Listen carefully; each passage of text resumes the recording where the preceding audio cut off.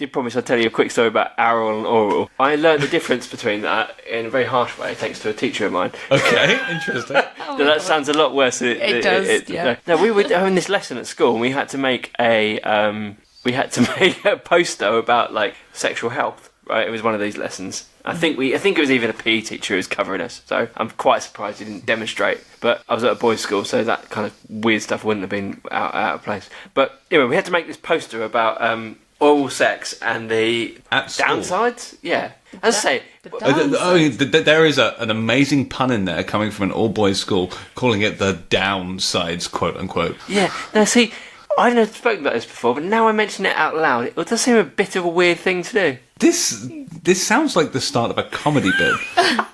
But anyway, the reason I tell it was because you mentioned oral and oral earlier. I found out the difference because we had to do this poster about like the dangers of oral sex and what, protection and all that kind of stuff. The teacher came around and said, "Oh, that's good. Would you like to stand up and talk your poster through to the class? Tell him what you..." So I said, "Well, it's about this and it's about oral sex and that kind of..." And he was like, "Okay, well, would you like to explain what that is to everybody?" It's like, "Not really." I said, "Well, I think you should give the context to your poster." I hope you used the word copulate. I didn't, but so I went through this really awkward explanation of what this was. I'm feeling very awkward right now. Yeah, no, it's terrible. No one is asking you to do it. It's fine. We do not need a demonstration. So I went through this really awkward thing in front of your whole class, describing what that act was. Yeah. And at the end of it, he went, "Yeah, I get that. What you've actually written is oral." So he just called you, he let you do the whole thing? Yeah, he let me do the whole thing. What a douche. Just to say I spelt it wrong. But was the practice the same? Well, it's less effective, I think, in the ear. Well. Oh my god. Yeah, what a douchebag. Yeah, what a douche. Can I just say, Catholic school? It wasn't the Catholic school, no. That's what happens when a PE teacher is a supply teacher. Yeah. And that sounds quite judgy to say a Catholic school.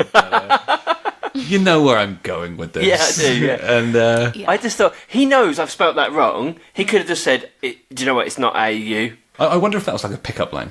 Like, "No, you spelled it wrong. Let me show you what oral really means." I'm sure he didn't sound like that. I don't know where that came from. Pick up line over. Yeah, good luck with that, in fact. Yeah. So the best way to describe oral is that you use your mouth, right? Not your ear.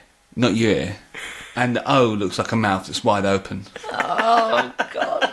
That's how you know. I don't want to know. And also, just while I'm on the subject, I don't know where this voice has come from, but I'm sticking with it. AU, oral. AU is also the periodic table element of gold, and listening is golden, because if you don't listen, you don't learn. Life lessons right now. Do I sound like Mickey Flanagan?